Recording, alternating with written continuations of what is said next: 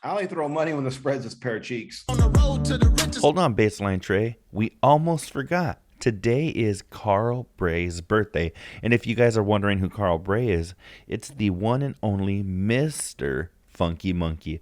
So I know today you guys have had a couple of hiccups in your day and it wasn't the ideal day, but you know what? We just want you to know here at the after show, but later, we wanted to wish you a happy birthday and know that one day you're going to look back on this day and be like, damn, that was a fun ass trip, regardless of all the chaos. Happy birthday, Mr. Carl Bray, from not only D, but Al Kukui in the after show, but later. My bad. But so I know who they are, right? They're obviously big time. I'm not going to downplay, their legacy, right? Because obviously everybody, I'm sure they're loved by many. But no, man, I just personally wasn't into that kind of music. I didn't feel the need to get all battle or fucking loaded like, no. That just never fucking my deal, bro. Like before I did some shit like that, I'm gonna slap some bass in the trunk and, I'm gonna hear Too Short spitting game. Like the shit I listened to was about how to make money, not get jacked by the police, not get jacked by people. Like, I don't know. I was just into different shit because I was hustling as a kid. So I'm trying to, if you listen to E40 and what he says, he's a game spitter and he's telling you hidden messages. Matter of fact, the man just posted something on IG the other day. E40 said, I done laid the script out for you on how to make it happen. Y'all just read it backwards. So if you listen to E40, there's messages. So the music I was listening to, I was kind of in a different mentality. However, a lot of my friends got down with it, and I absolutely respect it. But no, I know I got off on a tangent a little bit, have no idea a Slipknot song. And maybe if I hear it, I'm like, oh, okay, yeah, that's Slipknot, cool. Yeah, I've heard that before. Maybe that could happen, but no, I have no idea what the damn masks look like. You know what? Well, for the people that are watching this on YouTube, if you're just listening, I encourage you guys to actually check it out on YouTube because I'm putting up a picture right now of Slipknot for anybody that may not know what they look like. There's a picture for you guys right there. Where? So, well, you can't see it right now because I fucking. I'm trying to educate myself. But let me see. Let's go ahead and you know what we can actually do right now? Let me see. Daniel sharing the screen. Yeah, sharing his screen. I think I might have to just to I gotta know, man. Just to maybe school a couple of people. School Kukui, bro. School the Kukui. Kukui. This is gonna be called Kukui Goes to School. We'll call this segment Kukui Goes to School. So can someone ring the bell? For those of you that are checking this out on YouTube, I'm actually gonna play the video, and it'll probably get flagged, but. Do I get a peachy folder and a number 2 pencil? And a JanSport? Here we go.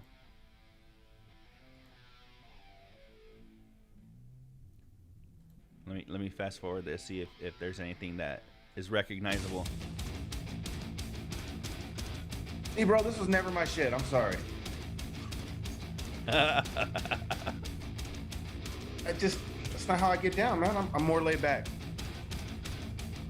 Well, I feel like I actually mentioned this on the Carl page. I had a few phases that I went through in my life musically, and thanks for clarification, bro. We appreciate that. Musically, okay, I went through some shit musically, and Slipknot. I'll be honest, Slipknot wasn't a huge phase, but there was some Slipknot and Corey Taylor, Stone Sour, some shit that I went through, and a lot of this. It wasn't around the time, actually, one of my good friends, Chris, who, you know what, actually, shout out to Chris, because, Doug, this dude hit me up, and he was checking out our show, and he was like, he was texting me fucking back and forth, asking about you, how I met you, and the show, and this and this. Well, Chris is actually the one who introduced me to, like... Sorry to interrupt, bro, but maybe we need a bio on our fucking page. I think we do. We actually have one on YouTube. But we'll actually update that like on Facebook and all that other shit. But Chris was actually the one who introduced me to Children of Bodom, Lamb of God. Let me see. There were so many. Cradle of Filth. Dog, I just fucked that up. See, Cradle of Filth. I've heard of Lamb of God. I've heard of them. Dog, fucking. You know what? Lamb of God's Omerta. This shit. You know what? You can't. I don't think these words have ever been said about Lamb of God, but I'll tell you, Lamb of God fucking slaps, dog. Especially this fucking Omerta. So check this shit out. Here we go. It's like a level in a video game. Such is the rule of honor. So you hear this shit when you're fucking working out, Doug, to this shit. Fuck, especially if you have this shit with some bass and you have the double bass drum. Here, let me fast forward a little bit. This is what has been wrought for 30 pieces of Shit fucking slaps, Doug. tongues of men and angels, but by a beloved. So shout out to Chris for fucking introducing me to Lamb of God. But it was around this time actually that I listened to a little Slipknot and shit. So for me, you know, before, and you know what, just to kind of, I don't want to say make my argument, but for me, what actually, it tripped me out that Rich and Kukui don't know even what Slipknot looks like is because even before I ever fucking listen to them or anything, Doug, I mean, I just feel like I couldn't avoid it. But at the same time, I was very like MTV heavy, you know. I was very I watched a lot of MTV. I watched a lot of there were some music channels that were specific, you know. This is before YouTube and shit. I like Beavis and Butthead. The same here, Doug. I like that was fucking dope, and they play lots of rock songs. Does that count? That kind of counts, but I mean, you know what? I'm pretty sure they played some Slipknot on Beavis and Butthead, if I'm not mistaken. I was just focusing on Beavis and Butthead, though.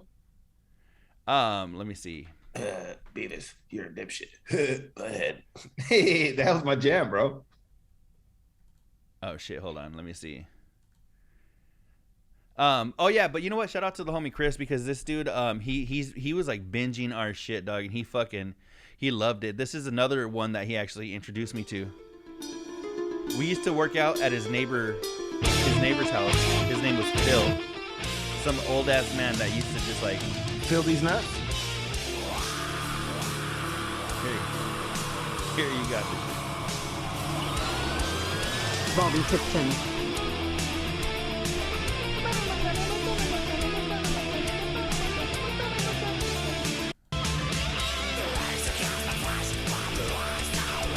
Dog, when you're fucking lifting, you're like, I can't fucking.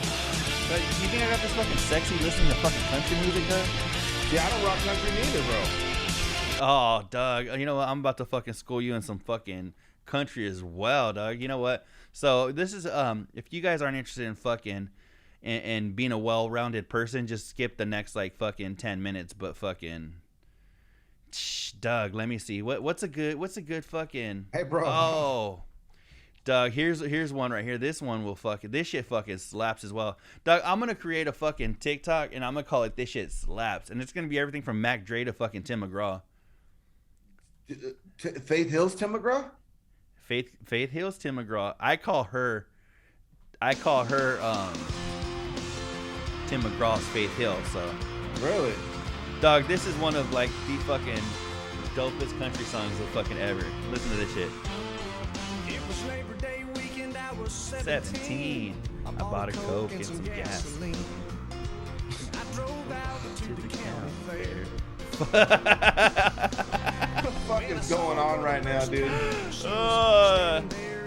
Let me see. Okay. You know what? Let me bring it back. Let me bring it back for fucking Yeah. Here we go.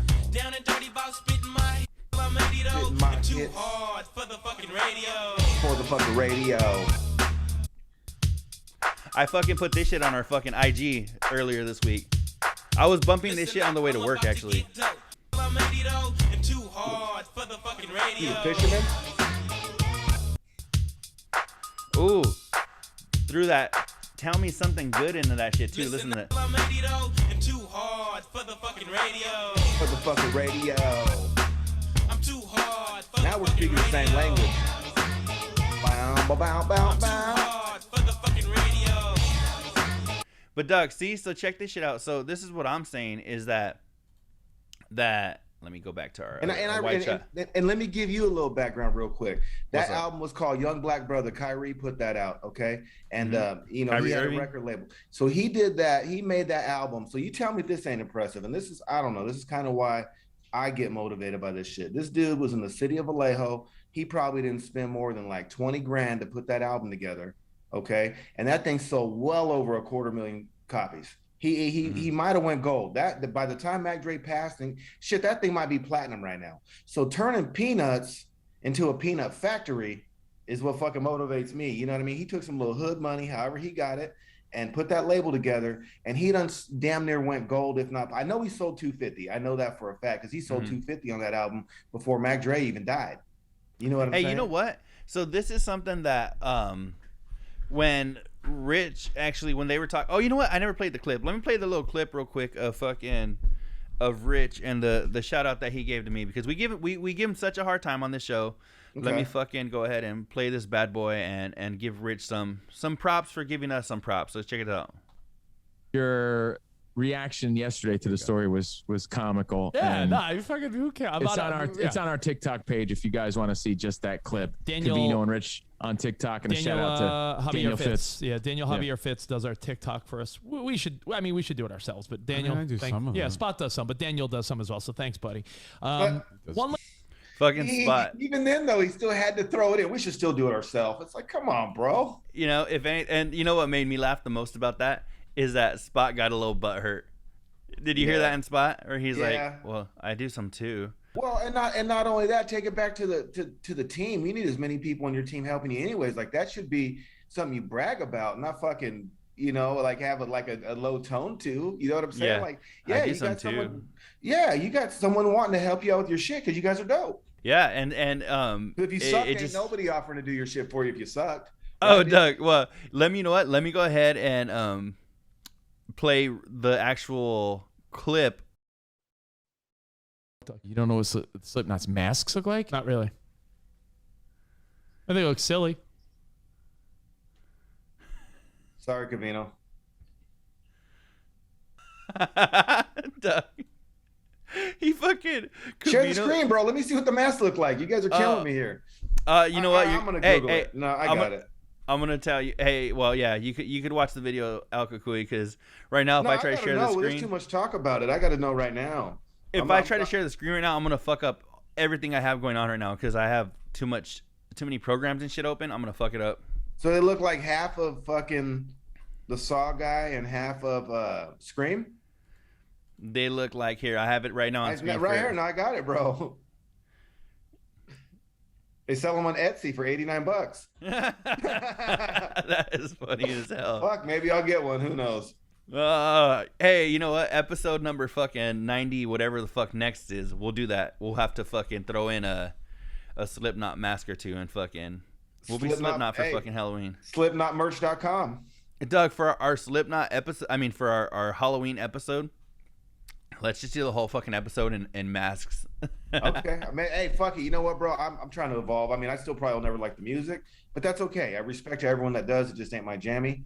But I'll wear the Corey mask for $40. Let's just hope. It says it's sold out right now, bro. Let's just hope they get it back. But the Craig one looks like Pinhead. That one looks a little doper. Oh, you know what? Don't they look like modifications or like real life fucking scary movie guys? The J mask to me looks like fucking Michael Myers, right? Or I don't know. One looks like Pinhead. One looks like fucking Jason. One looks like the crazy clowns that rob banks. Mm-hmm. Is that what they did? I don't know. I don't know the whole history of them, dog. I just fucking checked out their music a little bit, like in the fucking like early 2000s. Bro, they got masks. I'm gonna read a couple. The Mick Neck Gator. They got. Hold on. Let's see. Oh, they got the fucking V-Man mask, the Sid mask, the New Guy mask, with a zipper covering his mouth. The Mick mask, the Jim mask, the J mask. Fuck, the Craig mask. How many motherfucking Slipknot members is there, bro? Hey, that fucking, you know what, this is kind of off topic, but it just caught my attention. That fucking shirt that you're wearing, that's new, isn't it? Yeah, Town Business. Yeah, I just seen, I don't know where you put it on, like, IG or fucking Snapchat or something, but you put something where you had just purchased it, right? Just not too long ago? Shout out Hella Much Co. They're on IG. They got all kind of fucking 49er knockoff shit, Raider shit, you know, because that's what they call it, you know, in Oakland. That's what they say. It's town business. That's like, you know, the shit that goes on, all the fucking shenanigans and the fuckery that's going on in Oakland, they call that town business. And so, oh, you know what, Doug? Let me actually, you and I had a conversation last night where we said we're we're gonna try not to. We're not gonna tell too many hood stories because we don't want to. We don't. Want, but you know what? This actually ties into what Rich said this week when they were talking about the Gabby Petito case and how that chick's gone missing and now they found her body. Well, Rich was like, he said that he has a friend that knew somebody that murdered somebody or something, and it was just funny because Rich was like, could you imagine knowing somebody that like knows somebody that did that or some shit? And I was like, Doug, if you fucking go back to episode like 90 of us, we have one of the episodes is called Hood Stories. And so let me see what episode it is so people can check it out. Let me ask a question though. I mean, we won't go too deep in this because like you said, we don't want to dive into that realm, but I mean, does Rich know anybody that's ever been murdered? I mean, does he had a friend that's been murdered? I mean, rest in peace, Mike Mobley. Rest in peace, fucking Paul Escadon. Like, there's a couple of people that I knew growing up that actually got murdered. Does Rich know anyone like that either? Well, see, on this episode number 89 that we did, I actually told the story of my friend Chris, who actually just started checking us out. So shout out to Chris, one of my best friends. His homie actually got shot, I'm pretty sure with a shotgun in front of his house. So it's just on that we dive a little deeper into that on episode number 89. So if you're curious, go ahead and check it out. But yeah, it made me laugh this week when Rich was actually saying like, could you imagine like knowing somebody that knows somebody that this happened to or whatever he said? And I was just like, Doug, I was like, it just trips me out on like I'm not like a hard motherfucker by like the least fuck by this. Yeah, me neither. I'm not, by the greatest stretch of the imagination or whatever the phrase is. I'm just learning the language, so I'm still picking up on these phrases. But but to me, it just trips me out to like have to go like 4 or 5 people deep to find like one story of people that have been through shit. You know what I'm saying? It just shows me like how people bag on like Rich Davis for like his top 40ness and shit and his pop 2K and all this shit, but I'm like, that just shows you like he lives a life. Yeah, exactly. Like and you know what? Let me actually dive into something real quick since we are talking about music. Let me dive into something real quick and talk about fucking Spot. All right, so this motherfucker likes to bag on me because again, another phase of music that I went through where I was like fucking, even to this day I still dig like a lot of pop music, right? Well, fucking I heard on another podcast, The Fighter and the Kid, Brian Callen had said like if you attach yourself to music when you're like a kid, and I think about it like when the Backstreet Boys came out, they got together in 93. Let me see, that was what, 88, 89, 90, 1, 2, 3. Doug, I was 5 years old when they came out, right? Okay. So you think about like Brian Callen was saying, you attach yourself to this like music and shit, so it has more of a sentimental value to you, and that's why like when you grow up, you don't even realize like that shit you dug was fucking corny, right? And I know I know it was fucking corny, but whatever. So but what made me laugh is that Spot, a few days before they had said that he was gonna fly to the East Coast to go see Coldplay, he fucking bagged on me in the chat. And because this is why. Remember you and I said that Spot had a kid sister instead of a my buddy? That's where he lost his virginity, was the kid sister? So I had put that in the comments. While Rich was on the couch? Well, I had put Spot, I had put something like, didn't Spot have a kid sister as a young kid or whatever? And Spot was like, I had him my buddy. He was like, but at least I don't sweat boy bands. And I was like, all right, cool. That's a good point. You don't sweat boy bands, but at the same time, you're as old, if not older than the boy bands. I was 10 to 15 years younger than the boy bands. So like that, it was a little different for me, right? So I was like, okay, cool, whatever. You could fucking swing at me. I don't give a fuck. I'm not a bitch. I'll take it. But what made me laugh is that fucking 2 days later, I'm going to the East Coast to go see Coldplay. And Rich was like, that's your whole fucking reason for the trip? And Spot's like, yeah, well, I'm there. I'll get some stuff taken care of, but that's the reason why I'm going. And me, somebody who I dig Coldplay, I'm not going to bullshit, but you're going to fucking talk shit to me for boy bands when you're going to fly across the country to go see Coldplay? Come on now. What isn't that the fucking? What is it? The fucking pot calling the kettle black? Well, isn't that what, and not only that, I want to support the guys, and I want to start this statement backing you up by, you know what, they do a lot. They give us a lot of behind the scenes stuff. So if they want to take a couple of days off, I personally have no problem with it whatsoever. They give us a lot of stuff, you know what I mean? A lot of content, Behind the Velvet Soap, the Sauna of Rage. You know, we get all kind of content. So take the days off, fellas. You know, have fun, handle your business, do what you got to do. However, Spot just said, I want to go see Coldplay. Sounds shitty. So like maybe go see Coldplay, but have some self-awareness about how that statement might make your people feel. You know what? Let me actually on that exact thought. I have a statement from Rocket Dog himself that was posted publicly to the Carl page. And was it notarized? As you know, it was notarized right here. It says he took it to UPS, got it notarized. Did fucking Ian Kennedy notarize it? Yeah, apparently because it's still on the page. All and right. it says as follows, and I quote, "Wait, we don't get a show tomorrow because Spot wants to fly to a Coldplay concert? What?" And that just kind of goes in line with what you're saying. More on this later. Shout out. Did you get to see Cavino's dad with his long ass fucking pompadour and shit? Yeah, bro, I seen that. Oh my goodness. In the front yard or what? Wasn't he in the front yard? I don't know, but fucking Tommy had his fucking bow with them. Did you see that? Yeah, he looked like Legend of Zelda. Like Link. Remember he's like bing. He had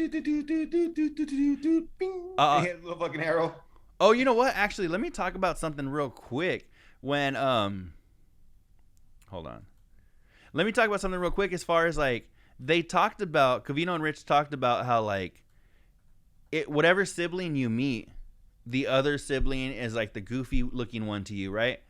I don't think like they were saying like maybe Tommy's friends look at Cavino and they're like, oh, Cavino's the weird version of Tommy. And like Tommy's friend or Cavino's friends look at Tommy and they're like, oh, Tommy's the weird version of Cavino, right? So I don't think with them, I don't think that really works because I just think they're like, you know what though? They're one and the same, bro. Just one's fucking doesn't have as much experience. But you know what though? As much as we fucking bag on Rich, there's 1,000,000% dog that he's the fucking cool version of fucking in their family or whatever, you know? The Birdman. Yeah, because Doug, it ain't real hard when your fucking brother's the Birdman, bro. Doug, you said Cisco Kid. Hold on. You know what? This is the one time, bro. I'm calling timeout. Why? I totally disagree with you on that, bro. Why? What's up? You think the Birdman is cool as fuck? No, Greg is so much cooler than fucking Rich, bro. He's got swagger. Oh, Richie. That's where Rich gets his coolness from, is from Greg, bro. You know what's funny is that He's I a never fucking thought about that. ping-pong master, bro. No one's fucking with him. I think that if Greg and Rich were brothers, it would be more along the lines of Cavino and Tommy. To me, being like they're kind of like on the same level of like they're kind of like the same cool, same amount of like handsomeness and shit. And I think when I think of Jimmy, you know, I'm like the Birdman, dog. Even that, you keep fucking joking about Tommy or Jimmy and being the Birdman, dog. Even that is like a goofy ass trait, right? Like hey, I'm changing his name officially right here. Jimmy is now El Pájaro. He's the bird, bro.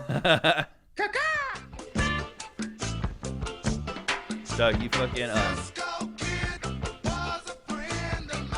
when you were talking about Cisco Kid, it reminded me of fucking War.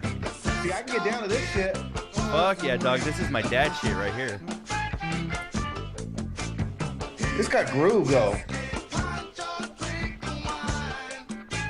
Hey, what about fucking what about like some Eagles and like fucking Not my jam. My pops listen to that shit, but I mean, I can listen to it. I can listen to anything, bro. Doug, Same with you know, Slipknot. Doug, if you know you're what's playing funny? it, if I'm at your pad, bro, and we're drinking brews, and that's what you want to throw on, I'm not gonna object. I'm definitely respectful. I listen to the stuff like that. I go in situations. I don't try to get people to change the channel or nothing like that.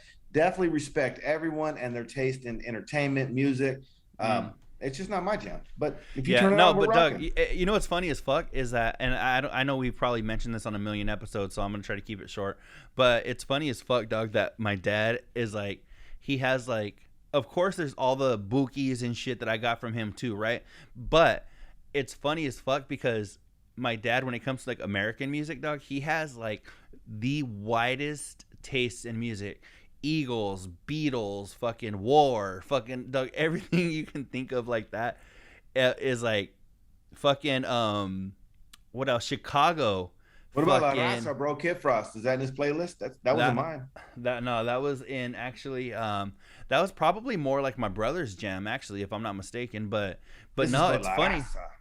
So yeah, when it comes to like, that's why, Doug, like a lot of like even like Zeppelin and Beatles and shit that I got, was a lot of that was from my dad. Okay, bragging. Okay, they said something on the show about bragging, and I'll do a little rundown. We don't need to get fucking 10 minutes into each item, but bragging. Do you own it when you talk shit and it bites you in the ass? Me personally, as you can see, I'm a Raider fan, and we ain't won since 1983. So I do not. I do not. I'm a Warrior fan. So before 2015, I had about another bunch of years where we had some horrible seasons. So I don't talk trash because I feel like it jinxes my already suspect teams. You know what I'm saying? Yeah. But what do you feel about that? I just want to know if it's true that in the 90s, the only two Warrior fans were Danny Tanner and El Kukui. I saw Yes. that meme somewhere. It's true. It is So, true. I started being a fan in 1998, bro. They were the second to worst team in the NBA.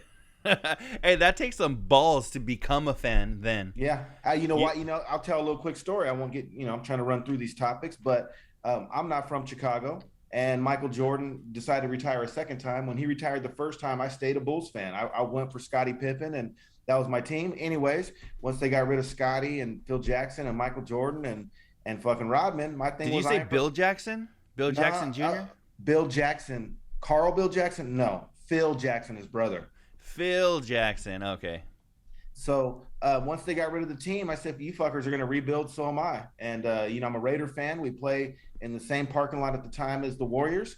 And what better place to go to two of your favorite sports in the same parking lot? So they were second worst team in the league. If you want to call it a bandwagon, when they sucked that bad, on the bandwagon I jumped. And I was a 100% Warrior fan ever since that day. I didn't think it was fair to go to the Lakers, even though I'm Cali and a lot of my friends were Laker fans. That would have been the easy choice in 1998, was to go from, Michael and the Bulls to the Lake Show. But no, I went to go. I'm right here in my office, Doug. And I don't hate the Lakers. Got a lot of love for them. They're entertainment. They're Hollywood. Look at my little dude I have right here. Daniel Javier Bryant. Yeah, Doug, look at that right there, Doug. Fucking. Oh shit. Look at that motherfucker right there. So when students, Doug, so when I have students in my office, they know. Right. They know, Doug. They know. Here's my 73-9 Golden State Warrior plaque. Ooh, you fucking win, Doug. You win that shit. A little Steph Curry pointing to the Lord. Oh, that shit's fucking dope as fuck right there. Yeah. All right, well, I know I'm not gonna win it, but I just wanted to show my fucking Lakers shoe that I fucking. No, you hated. win it, bro. I mean, if you talk about overall championships, the Lakers got those. So I mean, like I said, I don't diss on the Laker fans at all. Kobe was lovely to watch. Obviously, LeBron, he's getting older, but I still love to watch him play. Yeah. Irvin and Showtime, and Kareem and all them cats, James Worthy, Michael Thompson. In the 80s, that shit was dope. Matter of fact, the Bulls' first championship was against Magic Johnson in 91, and I was in a group home. I remember watching the Bulls. I think they lost game 1. I was in a group home at the time, and I was 14, I believe. And I watched the loss on the TV in the group home and shit. And then the Lakers beat us game 1. I have a question. Forgive my ignorance, but what the fuck is a group home? A group home is basically like when you're a fucked up kid and your parents kind of use. I don't remember, because I wasn't a parent. Obviously, I was a kid, so I don't know what route they had to go to. But it was called the Sanctuary, and it was downtown Fresno in the hood by a fucked up park. I think it was Dickey Park, and basically a bunch of kids like myself, where they're fucking up in school and getting arrested or whatever the hell they're doing, they get booted out the house for a little while. And this particular group home was like a 15-day group home where it's almost like jail, but it's not jail. It's like a home where you guys all have chores, you have responsibilities. You all get up at a certain time, you all go to sleep at a certain time. You eat like cafeteria style food. You got chores, and you they try to. It's almost like a deterrent to get you back on the right path. They send you this fucking group home for 15 days, and I think on like the 13th or the 14th they evaluate you. And if they feel like you're ready to go home or your parents are ready to have you back, you go home. But if not, you go to a 30-day one, and that one was called DSO. So you went from sanctuary for 15 days, and then if you were still a badass kid, you went to DSO for 30 days. And your parents can visit you if they want, but yeah, it was wild. You know, we actually had something here in Arizona. I'm not sure if it's unique to Arizona, but there was something that every one of my fucking cousins went to. I never went to it because like we fucking mentioned earlier today that I was listening to the Backstreet Boys and shit while my cousins were fucking shit up, you know? Yeah. But we had some shit called Jaws. Have you ever heard of Jaws? Just a movie. So Jaws was something. If a girl was really being nice to you, she was giving you some Jaws. That's fucking funny. I've never heard of that, dog. I've heard of fucking meth heads giving you some gummy head.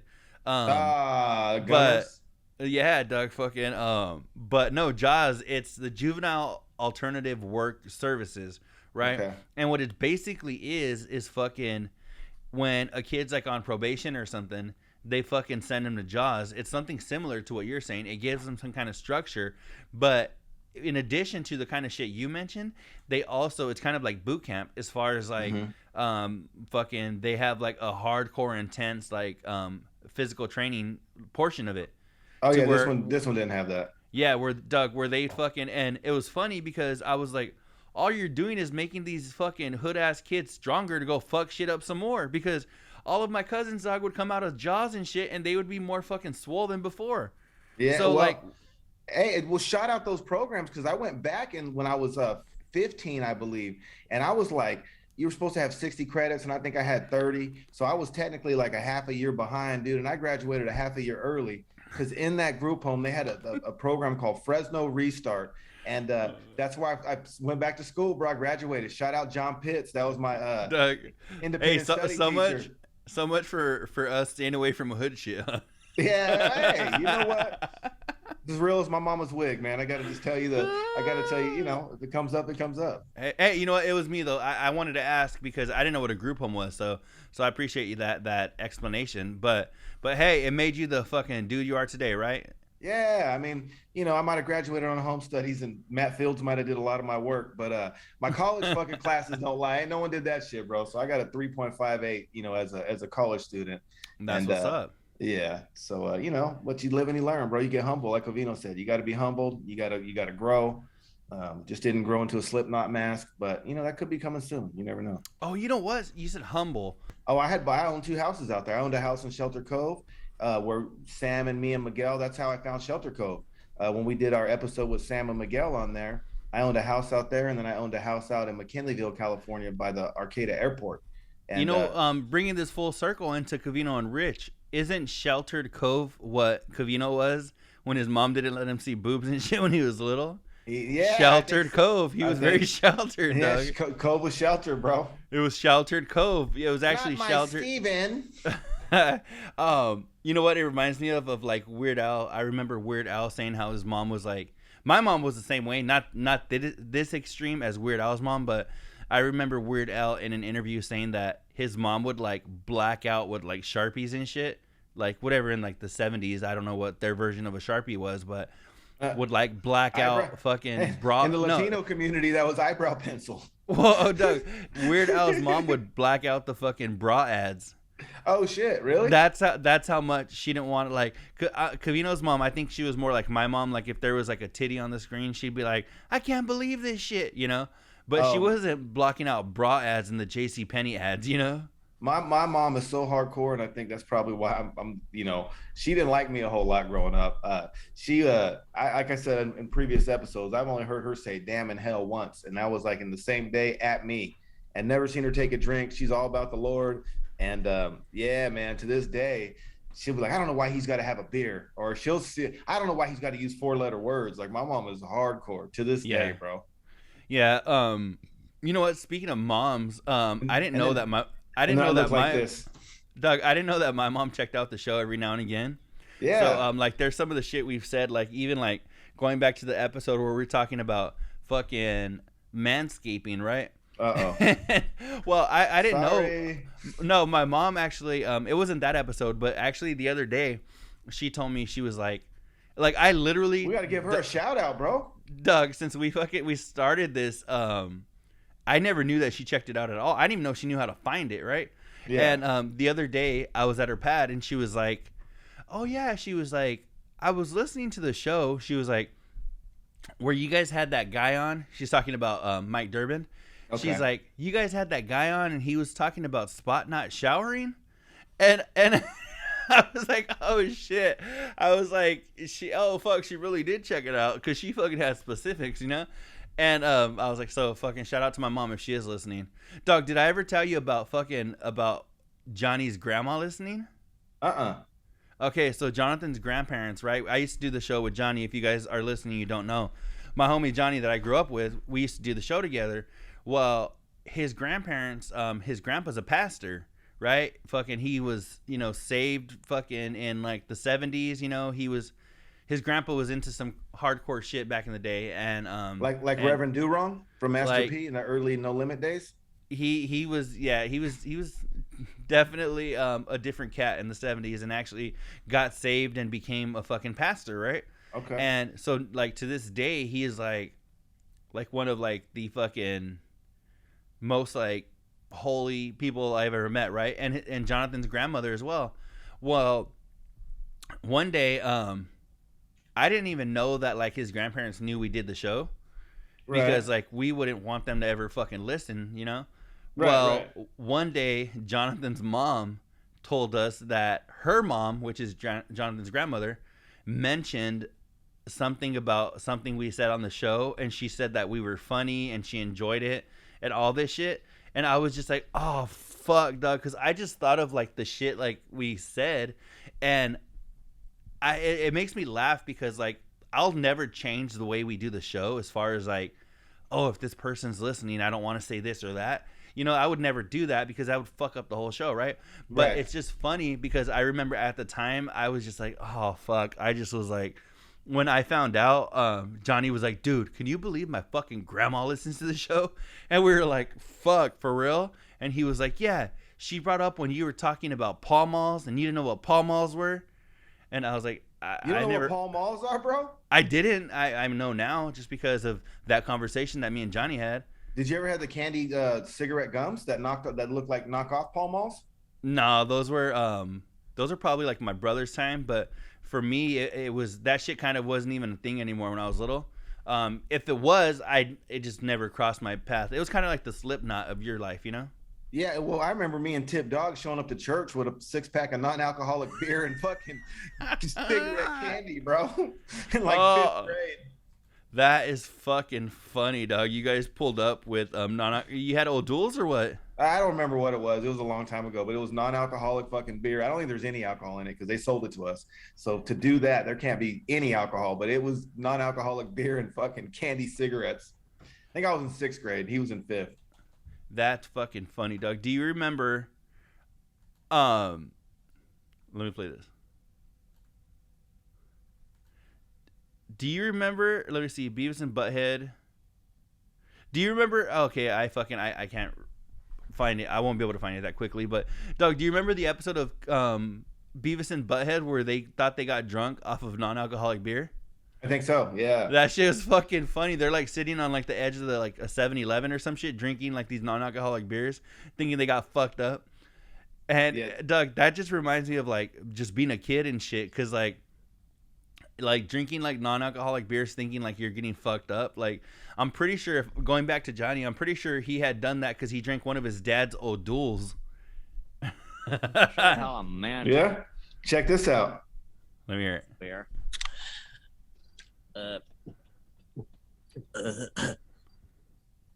That's good beer. Yes, sir. Oh, fuck. That is funny as hell. I don't know how you found that so quickly. I'm right here sitting at a computer and I couldn't fucking find that. So I think I'm related to DJ Quick. That's why. That is, Doug. Fucking, I've seen your penmanship and I thought you were related to DJ Scribble. I don't know Slipknot, but I know DJ Quick. Yeah. Matter of fact, shout out DJ Quick. He's performing at the Catalyst on Saturday in Santa Cruz. So anyone wants to roll DJ with Quick is still performing? Bro, he's in Santa Cruz. I'm trying to find a road dog, bro. He's going to be in Santa Cruz at the Catalyst this Saturday. And the cool thing about the Santa Cruz Catalyst Club is they let you blow in. You ain't got to go outside and hide your weed. Like, you can watch the concert and smoke weed indoors while you're fucking watching the concert. And so what not? I mean, let's go watch DJ Quick and smoke some weed. Who's down? Hit the kukui. But this probably won't come out in time. But yeah. If you, what day is it that he's gonna be performing? Tomorrow night, Saturday night. Mm-hmm. You know what? I'll try to put a rush on this bad boy. So if anybody's in the, where is it gonna be? Is it in Fresno or where? No, it's in Santa Cruz. Santa Cruz. All right. So I need the Carlos and Kelly. Oh yeah! Shout out Carlos and Hanford. Carlos and Hanford, if you're out there, Doug, and you fucking want to go check out a show with El Cucuy, hit up AfterShowBL across any social media, and El Cucuy will fucking be the homie, your road dog, to go check that shit out. So, hey, I'll tell you this: if he's in Hanford, he's heard of DJ Quick. Doug, Carlos and Kelly, which is now Carlos and Hamburg. Hanford, bro. Hand, like HAN. I'm thinking Hamburg, Doug. Isn't that like somewhere in like Germany? Yeah, Germany. Yeah, it is Germany, huh? Bosses Los. But yeah, no, shout out to fucking Carlos because he hit us up. Let me see. I have this shit right here. Shout out all the Carls. Any of the Carls that support us, man. Carlos and Hanford. Okay, I got it, Doug. But no, shout out, hit us up, leave some comments, man. We're so happy that these guys are listening to our content. Half the time we feel like we're just a bunch of, bobos fucking rambling. So the fact that people, which we are, but we swore we weren't going to talk about hood stories, and here we are. But hey, shout out to fucking Eric, what is his name? Eric Friedhaber. I want to shout him out because when I didn't know he listened, which is awesome because I've heard his name on Covino and Rich, they'll shout out some people. I've heard Eric Friedhaber, and when Rocket Dog he was pissed that they were taking off so Spot could go to Coldplay. Actually, Eric Friedhaber had commented and he put, "We need the after show, but later to step up." I agree. So I'm like, you know what? So I'm like, Eric, we're working on it, and we're working on this to be able to do this more quickly, get these out more quickly to you, maybe do live versions of them. With our pants on. Promise. You know what? Cucuy, I think I might, we might be able to knock out a couple of live ones, which it won't be a regular thing, but what I'm thinking, I'm just thinking out loud right here, is that wouldn't it be dope if Covino and Rich are off, like this week, right? They're off Thursday and Friday. Wouldn't it be cool if you and I could do a live one on Friday in their normal time slot? Because you and I do this on Friday mornings. So we could easily do a live version on fucking Friday morning. And depending on, if people are into it, maybe we could do a live one on Thursday evenings after, we'll figure that shit out. But it's in the works, Or even if we record Monday, I just check it out. I get off at 6, bro. I don't go to sleep till about 10 or 11, Monday through Thursday. And I'm in another city working with nothing to do.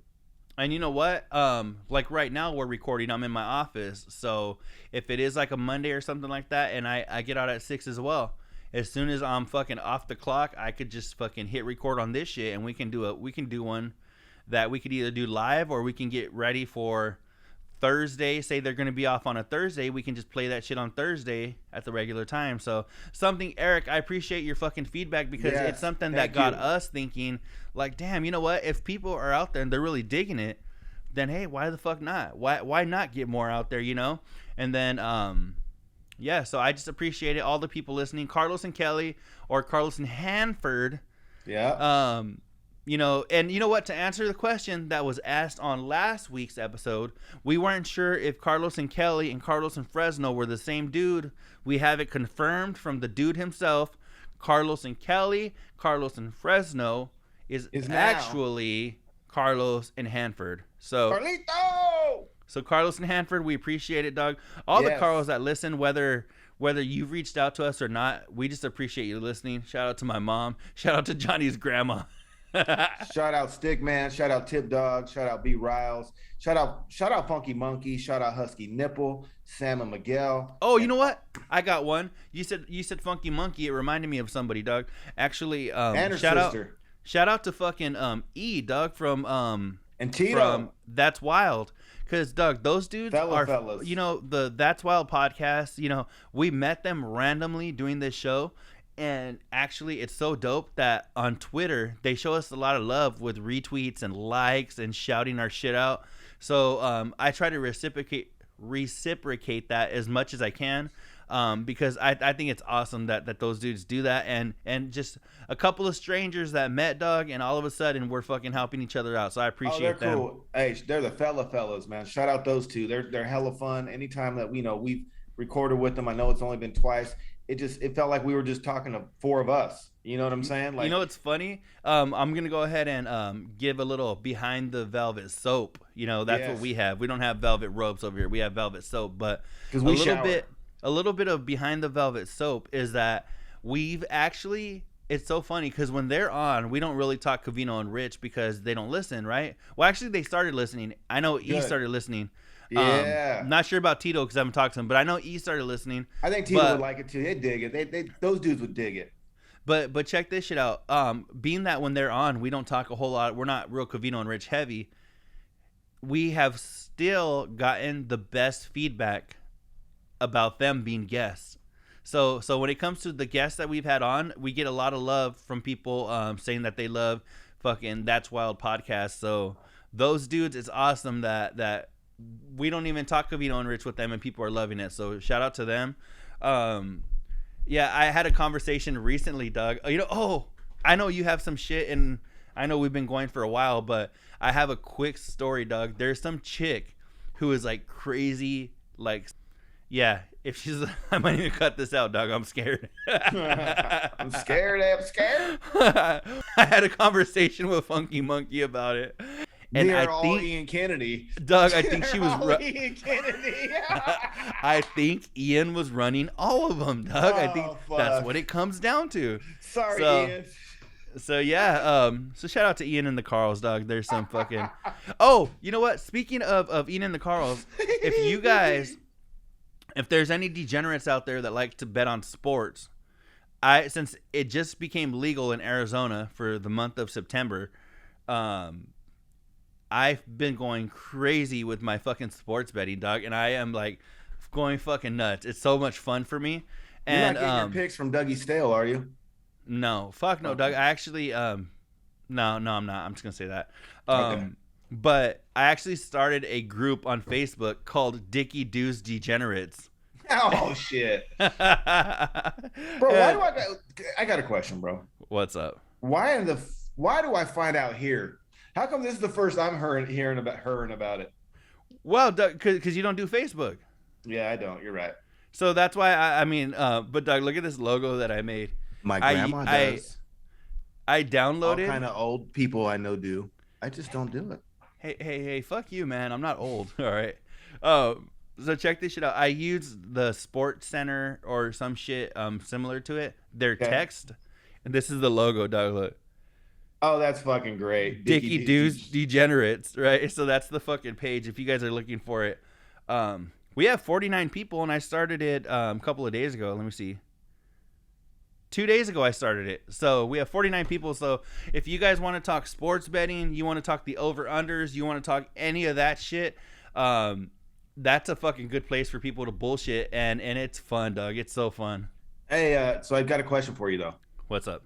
So I just Googled the average age of the Facebook user. And You're going to fucking make me look stupid here, dog. it's right? it's 40.5, bro. 40.5. Are you 40 and a half years old?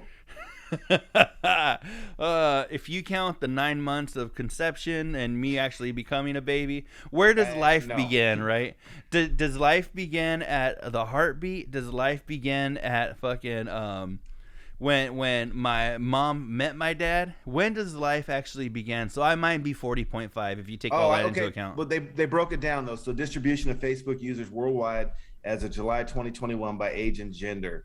So I guess the biggest thing is males and females between 25 and 34, bro. 33 years old right here, dog. 33 years old, going fucking strong. 18.8%. 33 years old for right males, here. Males in that category. You know what though? Honestly, the Carl pages, like our after show Facebook page, our after show group. Yeah, if you guys want to join our after show group, it's called the Friends of TASBL. Friends of the After Show, but later. So if you guys want to join that Facebook group, honestly, Doug, that's what I do. Fucking, I don't even look at really like my normal like friends and shit. Like I don't give a fuck about what they're doing, Doug. I don't give a fuck if your kid had a birthday party or whatever the fuck. Like I just go to the Carl page. Any real friend of us follows our shit. Exactly. Any real friend of us, you know, we know, right? But all that like normal Facebook shit, Doug, I don't give a fuck if you're fucking at Disneyland with your kid, you know. No. Like fucking if you're that much of a friend, you know, I'll know about it already. So and I don't want to read your fucking 3,000 word essay underneath your fucking pictures. So that's why I'm not on Facebook. I don't really care if you're at Disneyland with your kid, but if you want to post a little fucking picture on Snapchat that'll disappear after I look at it, cool. I'm down for that. I dig that too. And I don't do Snapchat a whole lot, but yeah, like you said, like see if I'm like a lot of your shit, Doug. I'll check your shit out on Snapchat, and I'm like, oh look it, Al Kukui was ordering fucking Taylor ham. Oh look, Al Kukui found a fucking condom on the street in Oakland. No, that was by the front door of the hotel, bro. As you walked in, it was on the left, bro. The Doug, fucking Al Kukui's fucking Snapchat said, "Keep it classy, Oakland," or whatever the fuck. That shit was funny as fuck. So that kind of shit, see, that's the kind of shit that entertains me, you know. Yeah, well, I'm out there smoking a blunt after work, and I look down and there's a fucking Jimmy on the ground. I said, "Oh hell!" And then you know it was crazy. It stayed there for like 2 days, and then a little bit further was like an empty fucking pre-rolled joint tube from the club across the street. Is it true that you got that Jimmy and you put it on your head? You're all, look at Top Jimmy. No, I look like the green do-rag guy or the green do-rag kid on fucking TikTok. Oh fuck, that's fucking that's gross. But do you follow him? I don't. I don't. Green TikTok guy. I don't do Doug. I don't do like on TikTok. I don't like follow anybody. I just scroll through my For You page. Well, you know what? As Stale Cracker would say, I'm gonna learn you something, dude. Yeah, learn me something, really, Doug. Actually, buddy? You care to explain what this is, then? You can't see him though. That's the problem. Oh, really, buddy? Half of him is the look. Shit. Unless you are I. Then in that case, you got the wrong number, fool. My name is James. Yo, you know I like to keep it 20 times 5 with your ass, so my bad, pimp. I ain't mean to miss your call. I was just doing some other scandalous shit. Unless you are I, then in that case, you got the wrong number. Yeah, that dude. Well, you know what? I know we fucking we're hella ADD radio today as always, but I just wanted to know what were some of the other points that you had? I know you had a couple more things going on. Rich getting LASIK, or talking about LASIK, and some people said, you know, should he do it? Should he not do it? I've had it. I got LASIK surgery in 1999. One of the best investments I ever made. It was, at the time, it was way more expensive than it is now. I think I paid $2,100 an eye, and I still got 20/20. So, I mean, I don't know, man. My vision, you know, you got 5 senses. Your vision is just one that I don't want to. If I can fix it, make it perfect, why not? And that shit was easy, dude. You go in there, they give you some little numbing eye drops. They do clamp your eyelid open so you can't blink, but then you stare at the little red dot for a minute and a half, and it's done, bro. They give you some medicine. You wear these goggles before bed. So yeah, LASIK is great. You know, I heard a couple of stories, or he said something that someone said they got it and they had bad reactions. Well, yeah, not everyone that gets a Brazilian butt lift fucking has good results either. You know what I'm saying? But fucking chicks are doing that shit fucking 1,000,000 times a day. So go to a reputable doctor, go to someone with some credit. You know what I'm saying? You know what? Let me see if I can play the audio from this. I think this is I heard, you know, comedian Bill Burr. I heard him doing a little bit about hair transplants and shit. Okay. I'm looking just for the clip of it, so I don't have to find it later. But let's see if this is actually the one where it fucking made me laugh about people getting shit. Here, let's play it, and if it's not it, I'll explain it. And then I was just going, I mean, look at me. I'm a bald, redheaded male. You don't think there's a glass ceiling on the parts I can get out here? And shit like that, right? So at the end of my set, I'm doing the meet and greet, and this guy came up to me, didn't even want to, like, picture or anything. He had one of those before and after fucking hair club for men cards. I guess he did it. He goes, dude, I could get you your hair back if you want it. And it was like the guy was like bald like me and then had like the fucking. Oh, really? And I was just like, I said to him, I'm like, no, man, I'm good. And he kept fucking showing it to me. And I finally was just like, dude, I like the way I look. I don't need that wavy shit, right? And he just fucking put his head down and he walked out like a scolded child. I felt like a fucking asshole. Oh, that wasn't it. But no, on one of his specials, he's like, it reminded me of this because when they were talking about this, you came to mind because I know that you had the eye shit done. So it made me think of you because in Bill Burr's bit, he's like, there's people now, because now you can get the whole hair done and it looks natural and shit, right? And he says there's people that are like, man, this shit's beautiful. I wish I.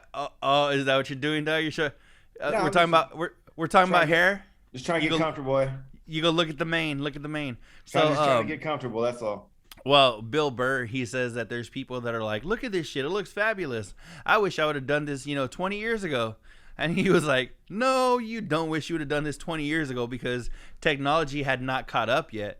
And Doug, I'll see if I could find, you know what? Actually, as we're talking. So it actually surprises me that yours worked out, being that it was like 20 years ago, Doug. And it actually surprises me that you haven't had any issues of it or anything. Well, I didn't get it done in a fucking garage either. You know what I mean? Like 2100 and I went to the best place in town. They were the biggest. They had the most advertisements, and the doctor, he looked normal and shit, and he didn't have tattoos on his cheek.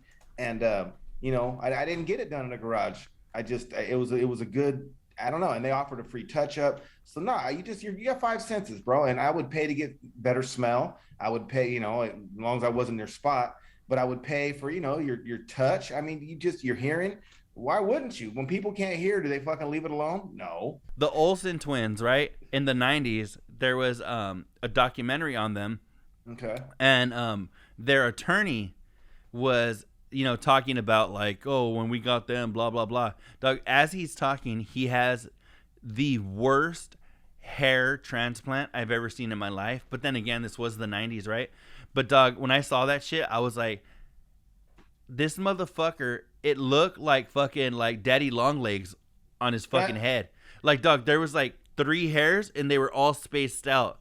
Fuck, man. It is like the worst fucking hair transplant I've ever seen in my life. So when what people do they do though? Do they like take hair from another region and like tie it into your, how does it, okay, do they glue it? Like, how does the motherfucker stay there? How does it keep growing? Does it grow? Like, educate me, please. Do they glue it? Okay, so back in the day, actually, Joe Rogan has a bit about it because on the back of Joe Rogan's head, he's got a scar probably about this big.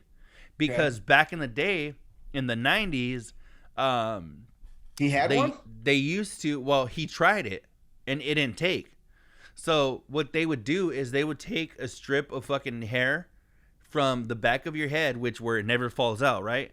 They would transplant it, hence the name, hair transplant. They would transplant it to the top of your head, and then it would that was your new hair. Some people, it actually looked decent. Some people look like the dude from the Mary Kate and Ashley fucking attorney, and then some people were like Joe Rogan to where it didn't take at all.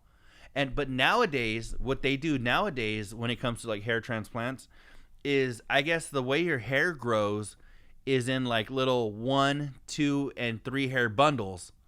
And it's funny because if you ever look at like your fucking like leg hair or some shit, you'll notice that there's like one hair. Shave yours? I haven't today, but okay. you'll see that it just looks like a bush, right? Like a bush outside.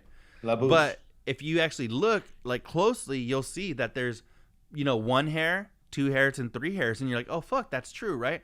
Okay. Well, now with the hair transplants, that's why they look so natural, is because now what they'll do is they'll take hair, and they don't do it like they did before, where they used to cut out a strip, right? They'll take certain hairs or whatever, and when they're transplanting them on top of your head, they actually like basically, I don't want to say laser them in, but they basically like it's like basically tattooing, right? They by doing that, it like gets input into your head. So they input it in these 1, 2, and 3 hair portions to where it actually looks natural. That's why it looks so natural now. Right. Back in the day, they would fucking throw like 1 hair here, 1 hair here, and then you just look like shit, you know? But yeah, I don't even know how we got on this fucking hair shit. Oh, the LASIK, the eye surgery, right? Yeah, I'm not doing hair, bro. I mean, fuck that. At that point, you just shave your fucking shit and go bald. But hey, you know what? I do got a question though. Motherfuckers that are hella bald, hella soon, don't they got the hairiest necks? The hairy? Are you talking about like under or behind? Like the neck, bro. They got like they wear a low cut shirt and shit, bro. That's why I never could understand that. The hair from their back is trying to escape, but yet fucking is staying the fuck away from their head. Oh, you know what? Actually, I just had a conversation with somebody the other day about there was somebody in high school. He had a full fucking beard, right, when we were like 14, and fucking Doug. He bought you guys beer or what? Doug, no lie, like no, he was a band geek, right? So like I would, or you know what, I was actually friends with some of the band geeks, so I don't want to say that's why I wasn't friends with him. He just wasn't in my crew. But this dude, Doug, he fucking pretend I have my mask on right now because I'm at my office and they require this shit. But pretend, look at here. Let me show you how this dude looked. Let's go back to 2004, Doug. We're fucking like 14, right? And this is this dude's chest hair. Oh, Doug, wow. He had fucking chest hair coming out the top of his shirt. Long chest hair is longer than my pubes and shit, dog. Fucking coming out of his fucking shirt. And I remember, I no lie, I remember thinking, yeah, that's cool. I had a baby face, dog. I couldn't even grow the fucking little amount of hair I have until I was like fucking mid-20s, right? Well, I remember everybody was like, damn, this dude's got like a full-on beard and shit, right? And I remember thinking, this dude's gonna go fucking bald really fucking young, right? And I don't know if the two are correlated, but I just, for some reason, I always felt like people that, you know, matured quickly. That look like Chewbacca? They fucking matured quickly and prematurely, like when it comes to like aging, right? And sure enough, dog, we were like 30. No, not even 30. We were probably like 25, and I remember seeing him on Facebook, and he looked like Dr. Phil. Oh shit! So I was like, "Holy, Dr. Phil or Dr. Phil these nuts?" Dr. Phil good. Right.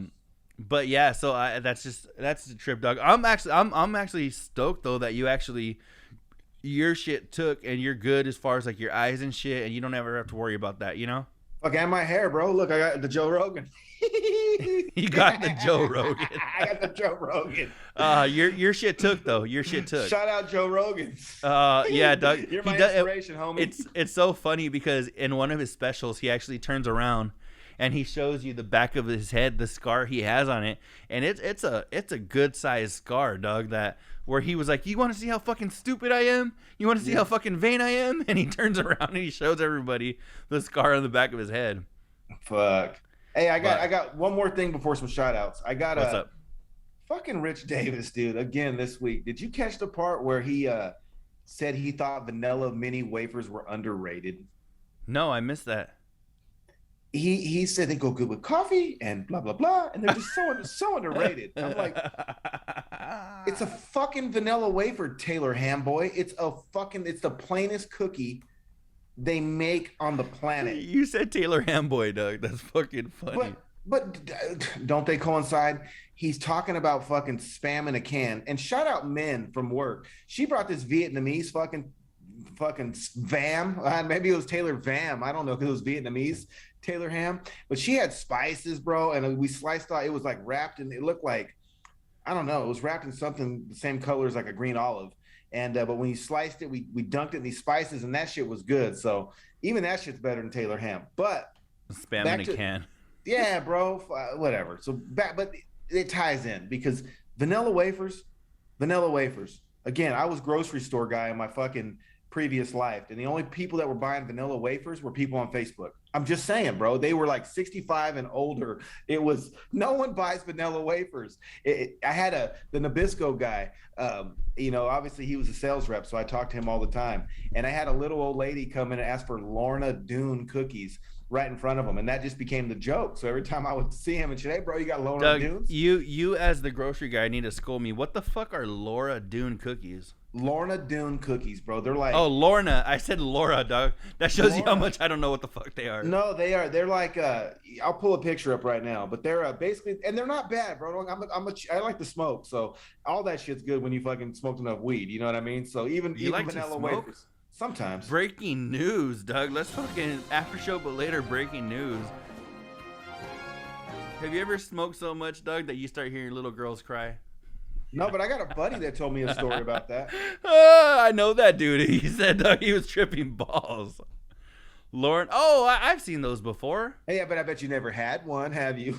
I don't think I have, Doug. I've seen them. So probably at my grandma's house. When he's talking about mini vanilla wafers and shit, like that's the shit my grandma used to. They had those before they had chocolate, bro. I mean, fucking vanilla wafers, like, yeah, they're good in like fucking banana pudding. But who just eats fucking vanilla wafers? Vanilla ass Rich Davis. That's who does. Vanilla ass Rich Davis. Doug, fucking I'll have to I'm cracking myself up over here, Doug, because when I was little, right, and I watched Barney, yes, I did as a fucking kid, because again, hey, I was 4 or 5 years old when Barney came out, all right? So shut up. I can see the judgment in your face. Bro. All right? You watched Barney? Doug, I was fucking 4 or 5 years old, all right? All right, I'm going to make some more breaking news. Back in my young hustler days when my kid was little, she had a Barney doll, and that fucker talked, right? So he had a little voice box, and you could put batteries in it or whatever. I used to have my scratch back there, dude. I would unzip the back of Barney, put like 4 or 5 G's behind the voice box, and fucking zip that fucker back up. No bullshit, I swear to God. Shout out little Barney. I fucking believe that shit, Doug. I wish I had that doll now, bro. You know what? So let me go ahead and I'll show this. You can see this, Doug, after the fact when you see the video. But it reminds me. You said Min, right? And she's some Asian chick. Yeah, she's hella cool. This is why I brought up Barney. I didn't bring it up just because I wanted to tell people how fucking cool I am, right? So when I was little, there was this little Asian girl on Barney named Min. So I'm wondering, Doug, I could be wrong. Oh no, the men we got wins, bro. She's way better. Well, I'm not saying she's way better or not. What I'm wondering is if it's the same men. You know, Barney was filmed in L.A. You guys are in fucking Oakland. No, it could be the same lady, Doug. So could be the same lady. Could be, but nah, this one she's hella cool. Well, I thought it could be the same chick, but could be. How old is she? Is she old? I don't know. She's Asian, bro. She could be anywhere between 40 and 70. I really don't know. She could be 7 or 70. Is that what you're saying? She could be 40 or 70. I don't know, bro. Somewhere in that gap. Hey, if she's 40, she could be fucking Min from Barney, you know? She's probably like 65, but looks 40. So shout out to fucking Min, your fucking homie. Yeah, and yeah, dog. So I think we've been going a minute and we're good. So let me know if you have anything else you want to touch on before we bounce. Nah, shout out. I just want to give some shout outs, you know, straight up. For Machine Gunner. I got a buddy named Gunner. He's a new listener. So I call him Machine Gunner. He used to work with me. Oh, you know what? Yeah, shout out to fucking Machine Gunner, dog, because he just fucking subbed our page on YouTube. Yeah, Machine Gunner. He's hella cool, bro. That dude, I worked with him at Save Mart. He used to ride his bike all the way across town just to get to work. And so he wanted to transfer to our store because it was closer. And we got him over there, me and Tip Dog. Tip Dog was, right here, dog. Actually, you know what? He subscribed to our page as we were recording. Yeah, no, for sure. So shout out to Machine Gunner, dog. Yeah, dude, Gunner. He's hella cool, bro. Good ass worker. And Chris Davis. I don't know who the fuck Chris Davis is, but it says he subscribed 19 hours ago. Yeah, shout out don't know who Davis. The fuck that is, so. Shit, leave us a comment, Chris Davis. Yeah, so Chris Davis, we appreciate it. Fucking Gunner. What was it? Machine Gun Gunner? Or what the fuck did he say? No, his real name's Gunner. I used to call him Machine Gunner. Machine Gunner, okay. Stickman, you know, B. Riles, all the people. If I forgot you, Columbo, you know, hey, give me some shit later and I'll get you on the next one. But shout out everybody, all the Carls, all the Carls. I got to give a shout out to all the degenerates out there. All the degenerates that have been keeping me fucking entertained, talking about gambling and shit, because this shit has consumed my life over the last like 2-3 weeks. So yeah, shout out to all the degenerates out there. Even shout out to Mr. Metro or Captain Cricket, whatever he goes by. Tim and AZ. Shout out Captain Cricket, Mr. Metro. Hope you upgraded your service. Verizon rules, but shout out to Tim and AZ. Oh, you know what? Actually, let me go ahead and shout out Rich Davis, because Rich Davis, me as a person who likes to gamble, never really did the sports gambling because it wasn't legal in Arizona. So in order for me to do it, I had to switch my shit into Bitcoin, and I had to send Bitcoin to Bovada. Then I had to, it was all some fucking awesome shady shit, right? So I didn't do it as often as I do now. But Doug, I was doing this shit, and I had a conversation with the homie Luis. I had a conversation with them talking about, I had this shit all wrong. What I would do, Doug, and I like with Bovada and shit, I would take I'd be like, oh, the Packers are going to play the fucking Niners this weekend, which they really are. So this weekend, it's going to be Rich versus Sarah, because Sarah grew up a Packers fan. Rich is a 49ers fan. But anyway, what I would do is I would look at that and I would go, oh, the Packers are playing the fucking Niners. Let me put fucking whatever on the fucking Niners, right? And then I would lose and I'd be like, oh, this shit sucks. Well, bro, you bet against Aaron Rodgers? Doug, this is a hypodermical hypodermically speaking, all right? All right, so, all right. So I would go put some money on fucking the Packers or the fucking Niners or whatever. They'd win, they'd lose, whatever, and then I would bet again like next weekend. Okay. Like, what a fucking moron. That's not how you fucking bet. Because Rich said something the other day on one of his Behind the Velvet Ropes where he said he said it during the show because he was talking to Spot about it. Stinky He Spot? was saying that even the gurus, the best sports bettors, they average, about 60%, wins, right? And if you're going 60%, then you're fucking doing really good. So for me, I was like, say I was gonna bet $100,000 on the Lakers. Say I was gonna bet $100,000 on the fucking Niners, because that's how I roll. That's how I roll with my bets, right? 100 racks. So fuck no, not even. But anyway, let's say hypodermically speaking, that's what I'm doing. So I'm betting 100, right? Rather than that, Doug, why don't I put fucking 10 grand on the fucking Raiders, 10 grand on the fucking Niners, 10 grand on the fucking Panthers, 10 spread it out. So if you come on top 60% of your wins, you're helping your fucking odds. If you're doing this one bet a week, you're fucking up, because you might win it, but there's a 50% chance you're going to lose it, right? So if you're fucking 40%. Why? Because you said 60%, these guys win 60% of their deal. My basic math tells me the remainder's 40%. No, but if you bet on one game, you bet on one game, you have a 50% chance to win it, right? Well, not if it's a good bet.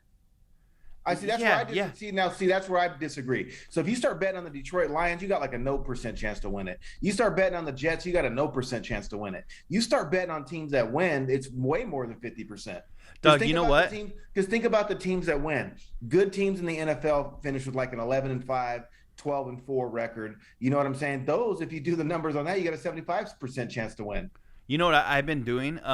We've talked about this before about how I can't stand baseball, as far as like, I don't mind it, but to me it's just too damn long. It's too damn long, right? The season's too damn long. Doug, just when Arizona made gambling legal, it is now one of my favorite sports, only because there's 57,000 games on a day. Right. So what I've been doing, I haven't been doing necessarily the spread or the money line, unless it's pretty much a sure thing. Then I will. What I've been doing is I've been doing my own little calculations for the over under. Yeah, the parlays and the over unders. And so the over under and parlays are fun to me, but they're not as sure to me as like the over unders. So the over unders, I've actually been doing really well with them, especially this week. I've been kicking ass, and to me, it's so much more fun being like, okay, a game's going to start at 9, a game's going to start at 9:15, a game's going to start at 9:30, at 10 o'clock. So I'll do all my little calculations for all the games that are coming up, and then I'll put it on all those. But if it's like you said, if it's a sure thing, then sure, I'll throw money at like either the spread or the money line or whatever I think is, better. But when it comes to I only throw money when the spread's a pair of cheeks. I'm just saying, bro. That's the only time I throw money is if the spread is a pair of cheeks. Well, I got a question for you tying into baseball. So I know we both said that, we would rather watch baseball in person than watch it on TV. Mm-hmm. And being that you're in a climate that's very similar to the climate that I'm in, Arizona versus Fresno, there's no fucking way I'm going to watch the Fresno Grizzlies when it's 109 outside. Are you down to go watch your team when it's that hot? Diamondbacks have that fucking dome. Yeah, so does Rich Davis, and that fucker's big. He's got the dome of the year, bro. Oh, fuck. But no, we got the Fresno Grizzlies down the street. Like literally, I could be there in 10 minutes, 15 minutes in an Uber. And those games are hella fun too, because they got the events and the shit's cheaper than Major League Baseball. Because to me, I don't need to be at a major league park to enjoy a baseball game. I could definitely Fresno Grizzlies used to be AAA. I don't think they are now. I think they're double or single. They'd come and pump air in your tires or give you gas if you were fucking out of gas or what? I don't know, bro. Doesn't Rich love AAA? Rich loves AAA. Yeah. We had another conversation about that. That fucking Bobo. But no, I don't even go to those, and they're about 15 minutes down the street. You know what I mean? Like, and I do love that they're sponsored by Tecate, so there's all kind of beer specials, like dollar beer. They have all kind of crazy. They have taco throwdown. We have like the Fresno Grizzlies once a year before COVID.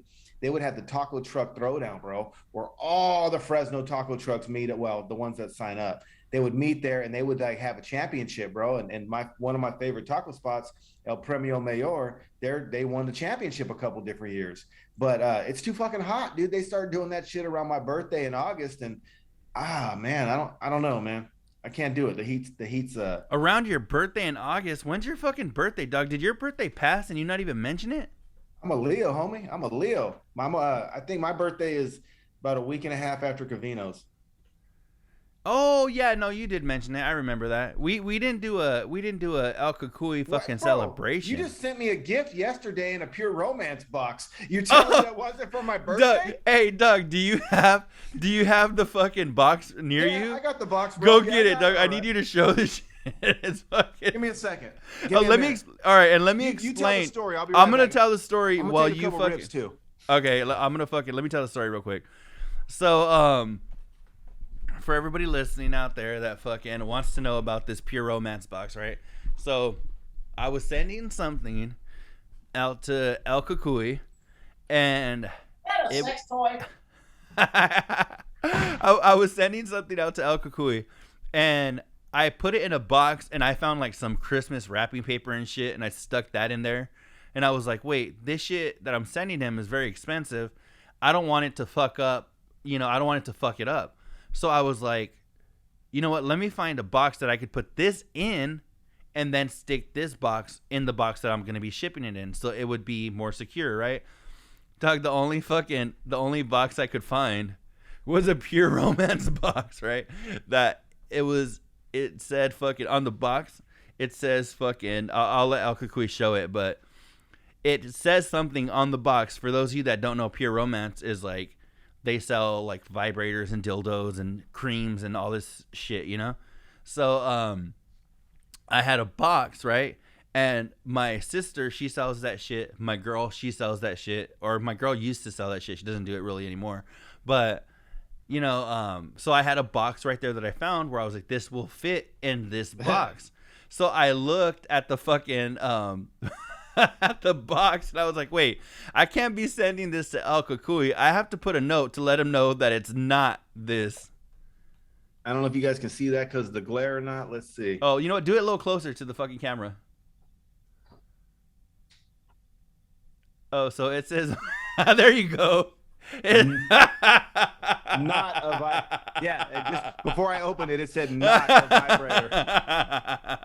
Bro, I thought I was getting a note passed in class. Bro, I was a little fucking taped on note. And then there's a weird hole in the box. Like I was like, what the fuck is that for, bro? What are we, Porkies and shit? Porkies 2? That is so fucking funny. You can make it, I am Italian. You can make that fucker a little bit bigger, bro. Hey, why don't you show the fucking the square cutout on the other side? The little how do you do? They're banging through this box or something. I had to make sure it fit and fucking had to make a couple of cuts to put that bad boy in there. Even lubed it, bro. It was even slick. Oh, that was fucking funny. And I was like, I sent it out. I showed my sister the box before I fucking sent it to you.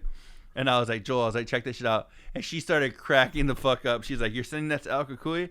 I was like, yeah, I couldn't find a fucking other box. This is the only box that was about the size of what I was sending. So I was like, I could have took that box all kind of different ways, bro. Why is this dude sending me a pure romance box? Not a vibrator. Oh, that is funny as fuck, dog. I completely forgot about that. Oh my God, that's so funny. But Hell man. Yeah. You know what? I think we'll have to end this shit on the fucking not a vibrator. Doug, we should call this episode Not a Vibrator. Yeah. Hey, it was a dope ass microphone though.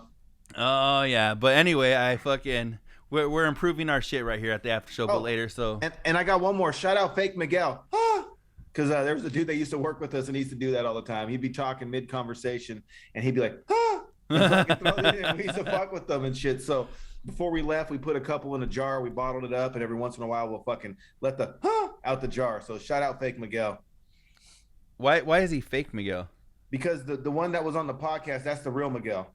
Oh yeah. Okay, so that's how you guys identified them. And that was the real Miguel. This dude was a little different. He was kind of beated to his own drum or his fucking pure romance box, however you want to say it. But he beat to his own drum. That's fucking funny, dog. But, so he was Fake Miguel. But anyway, Doug, I think we're good. Fucking after show, but later. You have any party words, El Cucuy, or should we just fucking bring in Baseline Train and get this shit done?